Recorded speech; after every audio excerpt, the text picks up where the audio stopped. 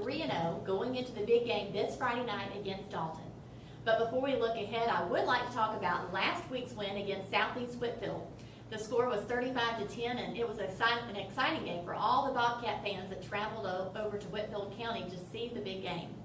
The offense continued to look strong, and Coach Tankersley credits that to the players' hard work and the good relationship that they formed with the new offensive coordinator this year, Rob Kellogg. I sat down with Coach Kellogg at the beginning of the season, just after the big win against Fannin. Here's some of that interview now. Take a look. Here with you. Tell us a little bit about yourself, just briefly. I know that you've been doing this for a while. Yeah. You don't have to give your whole resume, but just briefly, a little bit. Well, I'm in my 23rd year in education and coaching football all those years. I came here from North Hall High School in Gainesville. I've also coached in Atlanta and then down kind of middle Georgia around Macon. My wife Linda and I live here now in Gilmer County, and we're so excited about that. We have one daughter, Jessica, who's married and lives at Fort Rucker, Alabama, with her husband who's in the Army. So we had just admired LJ from afar for a few years and have paid attention to to Wesley's improvement of the program, and we're just very excited to be here and be part of it. Well, I know we're thrilled to have you too, and I know it took a little while. There was a lot of personnel changes even with Gilmer High School, so there was a little bit, I guess I won't say hold up, but I know Wesley was anxious to hurry up and get you on board. It was, I guess, spring practice when you actually, Yes. it was a little bit after that. It was during spring practice when we finally got the approval of the school board, and of course I was not able to attend spring practice, but Right. but that was fine. We were off and running, the first day of summer. Sure. So no problems there. Right, and I guess just with experience then comes just that ability to be able to kind of come in and get the players used to you and your system, and I guess that was a pretty smooth transition. Yeah, for them. and it helped because offensively we do what Gilmer's been doing. Right. And so I'm very fortunate to have so many seniors on this team that have experience with this system, and it was just kind of more of a question of me getting up to speed with what they were doing and then adopting some of my terminology. But the guys have there's no hesitation anymore. They know what's going on. So now we're just trying to refine everything and develop a lot of confidence. Right, and I know we had a few pre-scrimmage games, which helps. Does that kind of give you to those games? I mean, I know they're wonderful, tools to have and to be able to go back and look at that footage. And were you able to kind of make the adjustments? Oh yeah, give you enough time the Murphy scrimmage was very valuable. Yes. They're a high quality team, so we knew we'd have to go out and play pretty well to be Right. competitive, and we were. And then of course we had 3 weeks off before Fannin, and we thought it would never get here. But it gave us a good long period of time to kind of iron out some of the wrinkles and come out ready for Fannin. Right. Well, I know that all the coaches, they have kind of pre-game, I don't say, I guess, jitters, but just that excitement. I've asked some of the other coaches kind of what's your approach to, and I even interviewed Marlon, who's our quarterback, and he talked about having those butterflies. What's your tact on kind of getting them mentally focused and prepared for a big game, very first one of the season against their big rival? Well, my approach has always been don't do anything too complicated, don't do anything too fancy. And, for instance, against Fannin, we opened up with plays that we've been running since the beginning of the summer. And so, we try not to throw a whole lot at them in game one. And we saw some nervousness early. We had 2 fumbles on plays that we never fumbled. Right. And part of that was the kids probably were just a little too excited and had to get themselves settled down. Right. Well, Brad, congratulations on your first offensive performance. I mean, it was really impressive. I mean, I have to say going in, I know that I felt like we would do well, but you never know when you've got these younger guys what's going to happen. 45 points, though, is what our total. Did you expect that great of an outcome? No, I don't think you ever go into a game planning to score that much. I wasn't surprised, but you had to execute very well to get that many touchdowns, and I felt like we'd have opportunities to get them. But as the game went on, I think the guys just, they didn't have any doubts about their ability to do that. And so I thought after the first couple of drives, they really made it look kind of easy. And it wasn't easy, but, for me as the coordinator and for the fans that were there, I think our kids, executed very well and really didn't have any problems. Sure. Well, I said at the beginning of this program, I don't claim to know all the X's and O's, but I do know that you do a lot of running plays and you haven't done a lot of passing. Are you going to try to increase the passing or pretty much stick with the running at this point? Well, Each game, I guess, is different. Yeah, it depends on what we're facing, but yeah, in our passing game the other night, we went 3-4 times, but we threw a touchdown pass and we averaged almost 50 yards of completion. So in terms of the number of plays, it's heavily slanted to the run, but when we pass the ball, we're looking for big plays, and that's what we got. You know, we had 3 passes of 60 yards or more in the game. So, but we work very hard on our passing game. We have skilled players. You know, Marlon is a good quarterback, and Connor Weber and Colt Henderson and Cameron Capart, Austin Cole, they all have the ability to catch. So we just don't want to show off a lot of our passing game now, thinking we may need it later down the road somewhere. Well, and looking ahead to Snorville, do you have any experience with that team prior to this? None. In fact, I had to look on MapQuest today to see where Snorville Not too is. far, but a little awkward to get to, I guess. Right? But we have seen them play on film, Right. so that gives us a little. Well, we've talked about their offense some, even with Coach Yeah. Pitt. Let's talk a little bit about their defense and what they like to run. Yeah, they're going to put a lot of guys close to the line of scrimmage and try to, you know, outnumber us up front and force us maybe to put the ball outside or throw the ball. And you know, we're not afraid of that because we see a lot of those type defenses. So, but, you know, they're fast. They're not real big defensively, but they're fast. And we're going to have to execute. You know, I think if we do that, again, we'll have chances to score.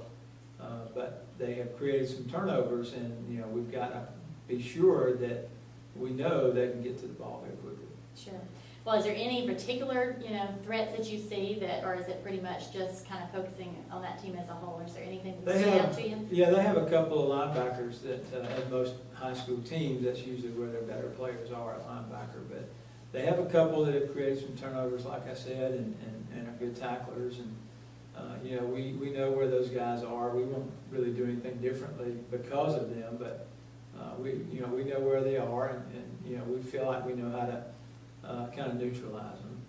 But they're fast defense, and whereas Phantom was a little bigger, Norville is quick. So we've got to be ready for them to be around the ball. Sure. Well, I know I've asked all the coaches this, and I would like kind of out of order, but going back to, I don't want to go in reverse, but going back to Phantom, were there any particular players that just really stood out to you or surprised? Because I know we were able to, you know, kind of sub in a lot of different Right. players there. So. Yeah.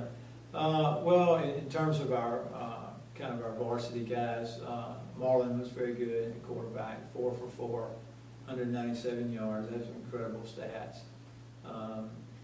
2 of our senior linemen, Luke Davenport and Garrett Ralston, played great on the offensive line.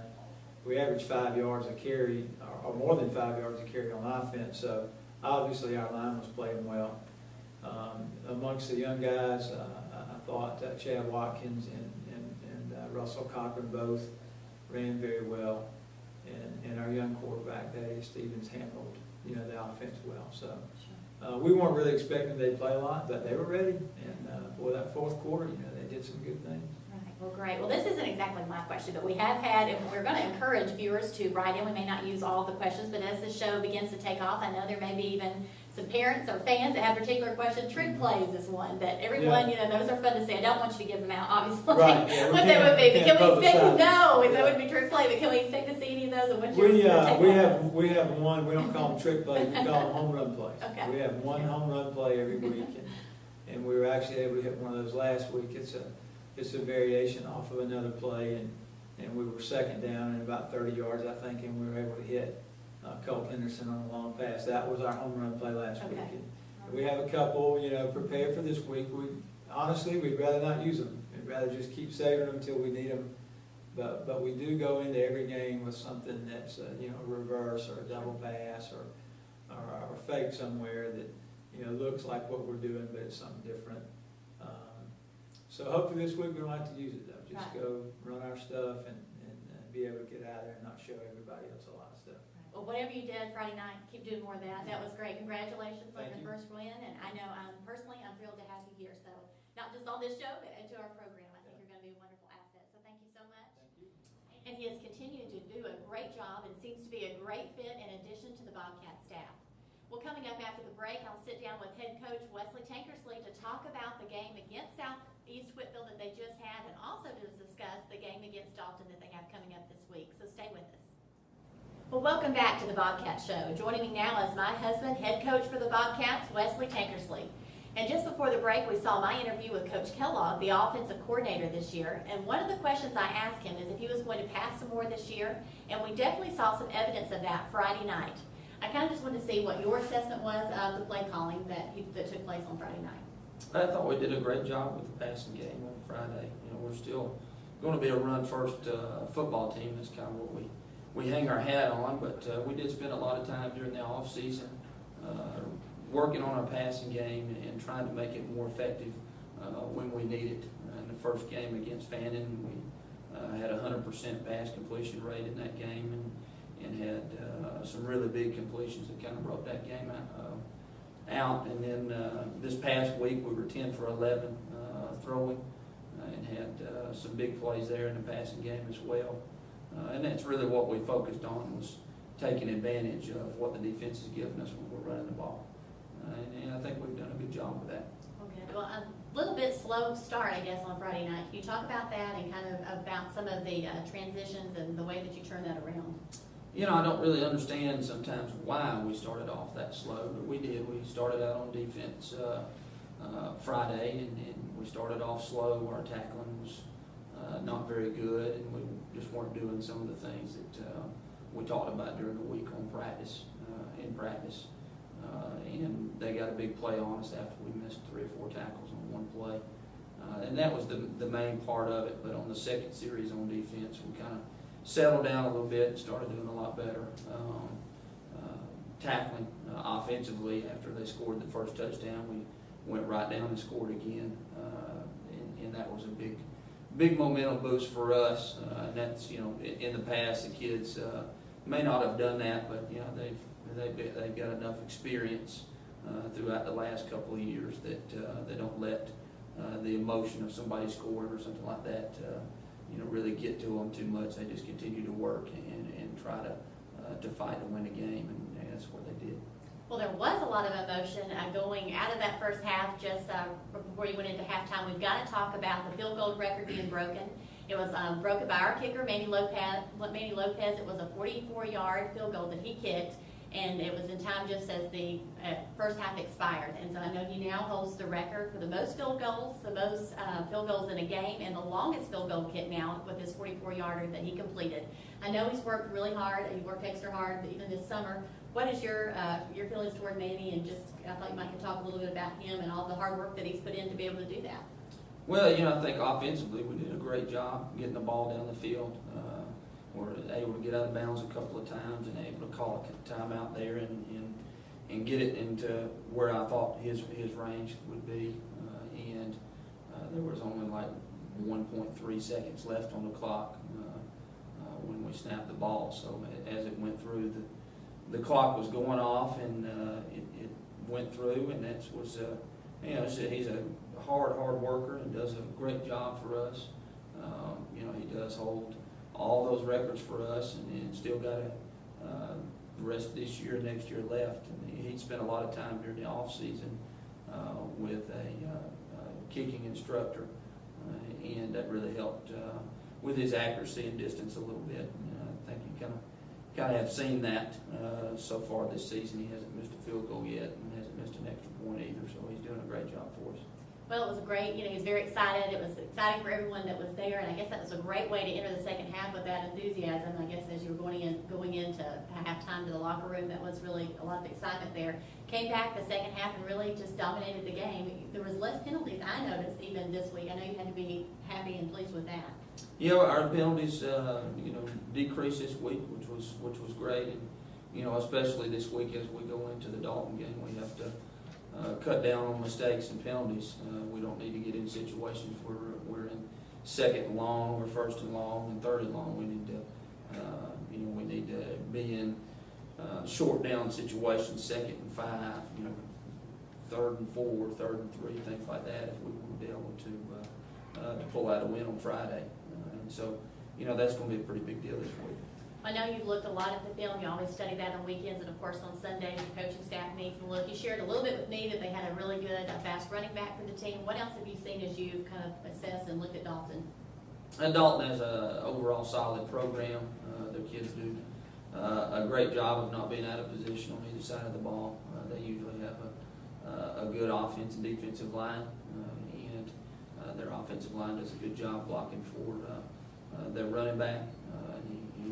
He's a fast kid, and we're going to have to get 11 hats to the ball every play to try to stop him. We don't need to give him any daylight to run, or it could go for a touchdown every time. Well, I know too also that after beating them, were able to beat Dalton. Do you feel like that's a little bit of a rival now? I know a lot of their media kind of is still talking about that. They've had some articles and things on the radio. You hear those things.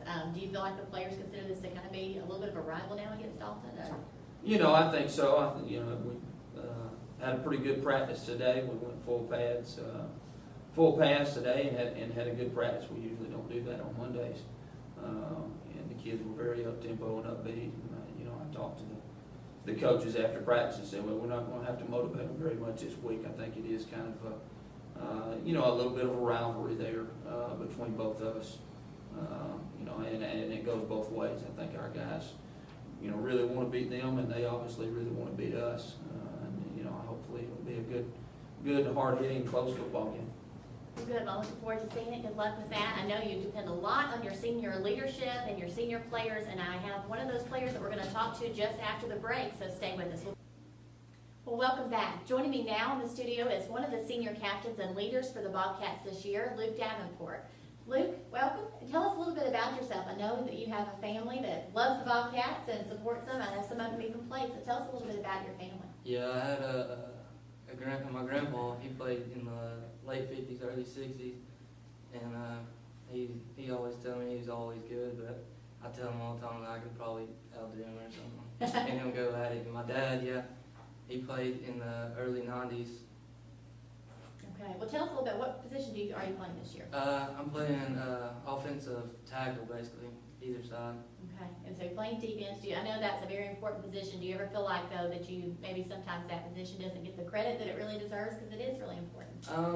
Not really, because when you go into a game, score 38 points, and have 3 running backs and a quarterback who throws over 100 yards, that kind of makes me feel good, and that kind of feels like the credit I should have in them. Right. Well, I know you've got several more games to play this senior year, hopefully some exciting games and some continued wins, but do you have like a particular game that really stands out over your career that was really exciting for you? I'd have to say last year in our crossover game against Lafayette, a lot, we ain't never played them, and going in double overtime, it was really emotional. Right. To win. Well, Dalton is next on the schedule. It's going to be a big game. Are you doing anything differently to prepare? Have you seen the team doing anything a little bit differently to get ready for a big, competition, a big competitor like they are? We're just trying to stay focused and get pumped, basically, because we know it's a big game and a big game for us, and we just want to stay focused and pumped. And I know you did full pads like on Monday, which is a little bit unusual, right? You usually don't do that right on Mondays. Usually kind of gives you a little bit of a break. But you had to practice in the rain. They go pretty well. You feel like that everyone was pretty enthusiastic about it. Yeah. And getting ready. Well, I know that I sat down with you, it seems like not that long ago, but really it's been several years ago. There's actually a show that aired right here on ETC, and I sat down with you. How do you feel like even since then? I think you were just beginning your career. We talked before you came and sit down. You thought it was 8th grade year. Yeah. How do you feel like that you've improved the most as a player? Just technique-wise. I mean, all these great coaches been over here helping me, and it's helped me a lot up in going through my career in high school. I just want to thank them a lot for doing that for me. Well, you played other sports as well, right? What else do you play? I played baseball and basketball. Right, okay. Well, I know that you've helped out a lot with the mini camps and different activities, and you're really good with kids. I've seen you even good with my boys. They always enjoy, have a good time with you. Do you consider yourself to be a role model, or? Kind of, but not really, because I just want to be like somebody else that are out there. But I do like being the role model type. Like, I want somebody to see me as what I'm doing, like the way I am and what I'm doing. Professional players, like what's some of your favorites or your favorite teams out there? Kyle Maynard, I mean, he's not on like any professional team, but he used to wrestle, and he had no arms or limbs, and I've read his book, and it's just very inspiring. I like it a lot.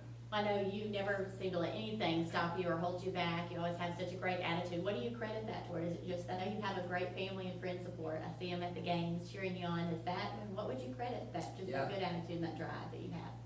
I mostly want to credit my grandpa because he's always on me, just telling me what and what not to do and keeping me focused and stuff. I know he doesn't usually miss a game. You ever hear him yelling, or can you kind of block out the noise of the crowd and stay focused? Or? Yeah, usually when I'm on the field, I just zone out everything. I can't hear nothing.